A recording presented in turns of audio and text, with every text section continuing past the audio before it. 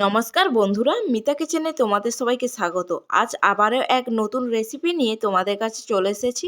আজ আমি তোমাদের সাথে শেয়ার করতে চলেছি নিরামিষ ফুলকপির রসা। এই রেসিপিটি আপনি যদি বাড়িতে অবশ্যই একবার ট্রাই করেন তাহলে আপনিও অবাক হবেন যে এত কম উপকরণে কিভাবে নিরামিষ ফুলকপির রসা এত দারুণ স্বাদের হয়ে উঠল। ফুলকপির রসা বানানোর জন্য আমি এখানে নিয়েছি ফুলকপি, আলু, গাজর আর ওলকপি। এইভাবে সরু সরু করে সবগুলো কেটে নিয়েছি। সব উপকরণগুলি আমি ভালো করে জল দিয়ে ধুয়ে আগে থেকে রেখেছিলাম। কড়াইতে কিছুটা রিফাইন অয়েল দিয়ে গরম করে নিয়ে ফুলকপিগুলোকে আগে ভেজে নেব। কিন্তু ভাজার সময় আমি গ্যাসের ফ্লেম মিডিয়াম আঁচে রেখেই কিন্তু ফুলকপিগুলোকে হালকা আঁচে ভেজে নিতে হবে।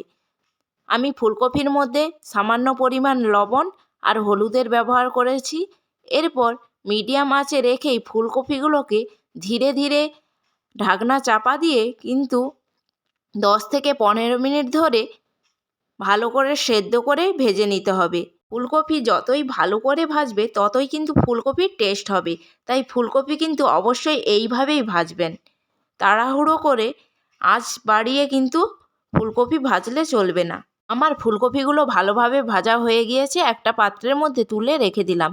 এরপর আমি আদা জিরের একটা পেস্ট তৈরি করে নেব। তার জন্য আমি কিছুটা আদা নিয়েছি, 1.5 চামচ জিরে, 5টা গোটা লঙ্কা নিয়েছি। আমার পেস্টটা একদম রেডি হয়ে গিয়েছে। কড়াইতে কিছুটা রিফাইন অয়েল গরম করে নিয়ে আমি প্রথমে ওলকপিগুলোকে ভেজে নেব। অন্তত 5 মিনিট মিডিয়াম আঁচে নাড়াচাড়া করে ভেজে নিতে হবে। হালকা ভাজা হয়ে গেলে এরপর এর মধ্যে আগে থেকে কেটে রাখা আলু আর গাজর একে একে এর মধ্যে দিয়ে নাড়াচাড়া করে আরও 10 থেকে 15 মিনিট ভেজে নিতে হবে।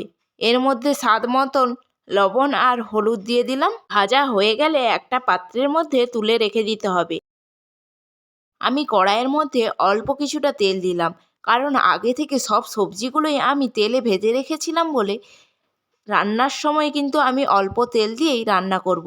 তাই কড়াইয়ের মধ্যে 2টো তেজপাতা দিয়েছি, আর তেজপাতাটা কিছুক্ষণ নাড়ার পর আগে থেকে পেস্ট করা আদা জিরে এর মধ্যে দিয়ে আদা জিরেটাকে ভালো করে 2 মিনিট ভেজে নিতে হবে। ভালোভাবে নাড়াচাড়া করে ভেজে নেওয়ার পর আদা ভাজার সময় সবসময় চেষ্টা করবেন কড়াইয়ের মধ্যে আদা দেওয়ার সঙ্গে সঙ্গে সামান্য পরিমাণ হলুদ দেওয়ার। তাহলে আদা ভাজা হয়ে আর আপনার গায়ের ওপর ছিটকে এসে পড়বে না। আদা জিরের পেস্টটা ভালো করে ভাজা হয়ে গেলে এর মধ্যে 2টো টমেটো কুচি দিয়ে দেব। টমেটোটা 2 মিনিট নাড়াচাড়া করে এর মধ্যে অল্প পরিমাণ জল দিয়ে দিলাম। জলটা দেওয়ার পর এর মধ্যে 2 চামচ হলুদ গুঁড়ো দিয়ে দেব।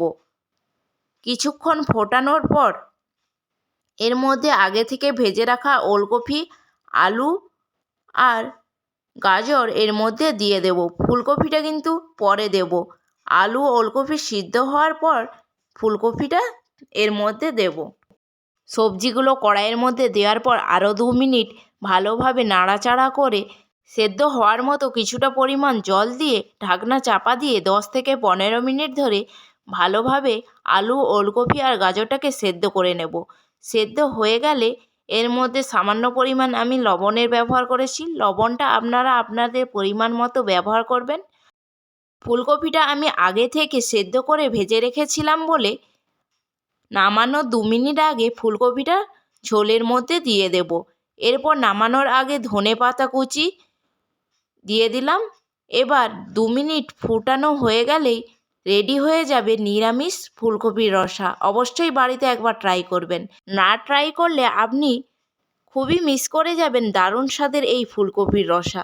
তাই অবশ্যই একবার বাড়িতে ট্রাই করে দেখবেন। ভিডিওটি যদি তোমাদের ভালো লেগে থাকে অবশ্যই একটা লাইক করে দেবে।